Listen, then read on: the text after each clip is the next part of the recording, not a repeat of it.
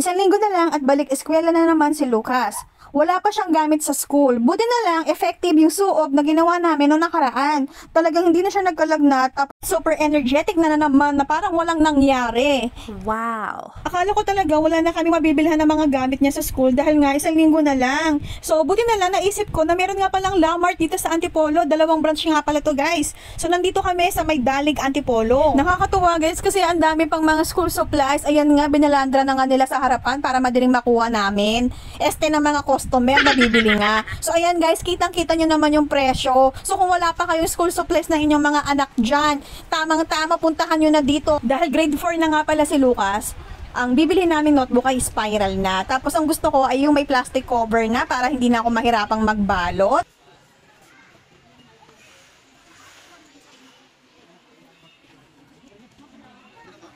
So ayan guys, yung presyo ng mga pad paper mula grade 1 hanggang grade 7, grade 6, ayan po.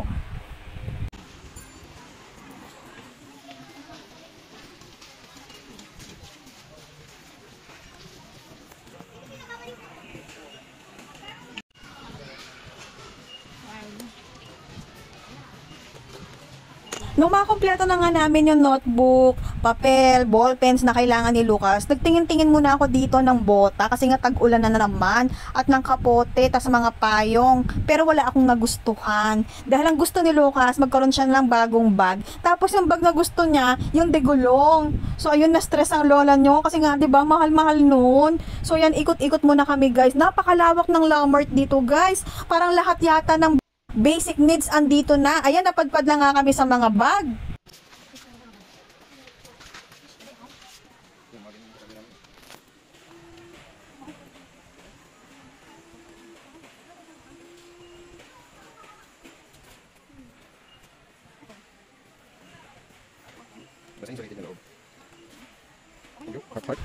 Nakakaloka. 'Di ba gusto ng anak ko yung bag na may gulong? Abay, napunta kami sa maleta. Gusto niya magmaleta, guys. Mag-a-abroad yata yung anak ko.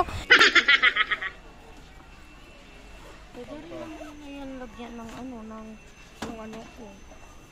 Ang ganyan po. Sino na nga lang ito?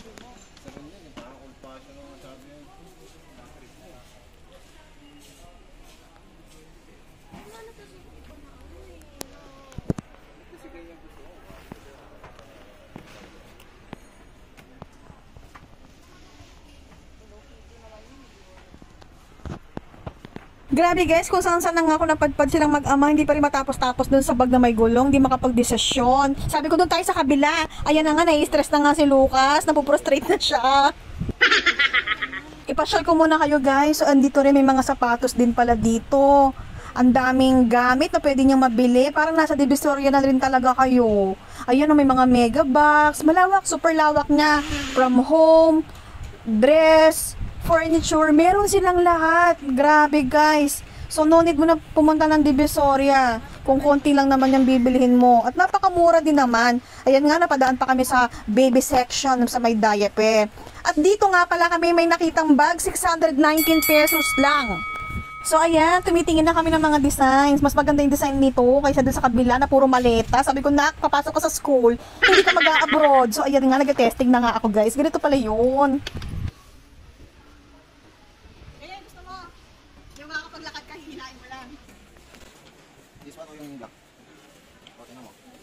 Ba't di ko?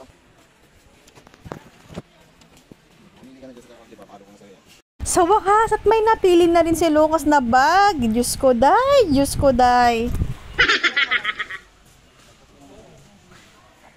Hanggang dito na lang muna tayo guys. Abangan ng part 2. Ipapasyal ko pa kayo.